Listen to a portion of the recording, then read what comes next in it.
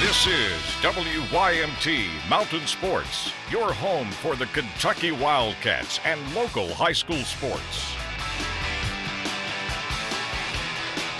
Former Kentucky Wildcat Marcus Lee will head west, and by all indications, his landing spot is California. CBS Sports reports that Lee will sign with Cal after his visit Tuesday. He isn't eligible this coming season. He'll have to sit out a year out there in California, but then he will have a full year of eligibility. Lee averaged 6 points, 6 rebounds, and a block per game this season at Kentucky. The Kentucky golf team advances to the qualifying round for match play out in Eugene, Oregon today. Let's take a look at how Clay County's Tyler Chip McDaniel did in round 3. He's at 5 over for the tournament, tied for 36 on the leaderboard after shooting a 71 today. The third round was stroke play. The field narrowed down to the top 15 teams. Kentucky finishes 11th, so again, the Wildcats are in. Vanderbilt currently leads the field with a combined score of 5 over par. Kentucky is 23 over. The 15 teams will play another round of 18 holes on Monday to determine the top 8 squads for match play. Well, this is just the third season where non-home run calls can be challenged by the manager or reviewed by the umpires in Major League Baseball. And if it wasn't for instant replay, the Reds would have lost their 12th straight game last night. Joey Votto scored the go-ahead run in the 9th after an inning-ending double play was overturned on review in Milwaukee. The Reds and Brew Crew closing out the weekend series. Top second, Jay Bruce. Long ball up there in the second deck. Somebody got a nice souvenir up in those $10 seats. Let's jump forward. Brewers up 5-3. Cincinnati trying to make a comeback. Tucker Barnhart gets one to fall there. That'll score another run, but then Blaine Moyer spits out the gum and then strikes out Jordan Pacheco. And the Brew Crew hang on to win it 5-4 over the Reds. All right, a lot of high school baseball and softball tomorrow as region tournaments begin on Memorial Day. Teams trying to win their way to Whitaker Bank Ballpark in Lexington and Jack C. Fisher Park in Owensboro. We start in the 13th region with softball. All games at Knox Central starting tomorrow. North Laurel Middlesboro gets it started at noon. Link Camp Williamsburg to follow, and then in the evening game, South Laurel and the host Panthers will go at it with Harlan County and Clay County in the nightcap. Now to the 13th Region Baseball Tournament. Corbin versus Harlan County for first pitch tomorrow at Link Camp, 11 a.m.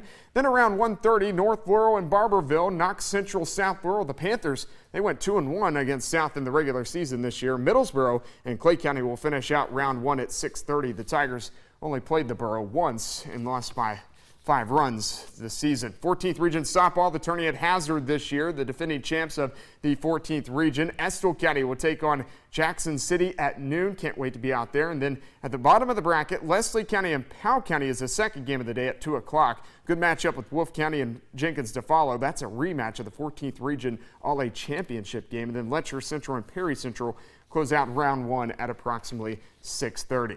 14th Region Baseball, all games at Perry Central. The host Commodores face off with Powell County at 11 a.m. tomorrow morning. Jackson City and Letcher Central at 1:30, and then it's the 53rd District champs, not Central. The Patriots will face off with the 54th District runner-ups, the Hazard Bulldogs. Estill County and Breathitt County cap off the day around 6:30. To the 15th Region Softball Tournament, it's being played at Shelby Valley High School. Pikeville and Magoffin County will begin at 2 o'clock. The Hornets swept the Panthers in back-to-back games in the regular season. Betsy Lane and Belfry, approximate first pitch time is at 4 o'clock, and then Johnson Central and Eastridge at 6. JC beat Eastridge by a combined score of 45-0 in the 3 regular season meetings that those two had. Lawrence County and South Floyd will finish out the night at 8. And then finally, the 15th Region Baseball Tournament, also at Shelby Valley, starts at 11 a.m. First pitch for Allen Central and the host school, and then Johnson Central and Pike Central to follow around 1. Lawrence County and Prestonsburg are scheduled for a 4 p.m. first pitch. Lawrence beat Peaburg 18-16 in 8 innings back in March, so perhaps another entertaining game there. And then Pikeville and Sheldon Clark will finish it up at 7. The Cards and Panthers got together just once this season, and Pikeville won 8-7. 100th Indianapolis 500. James Hinchcliffe getting some jump rope in pre-race. He nearly died last year in a practice crash at Indy. He had the pole. We start lap 64. Juan Pablo Montoya going for a ride, not the good one. He would be okay, but his day was over.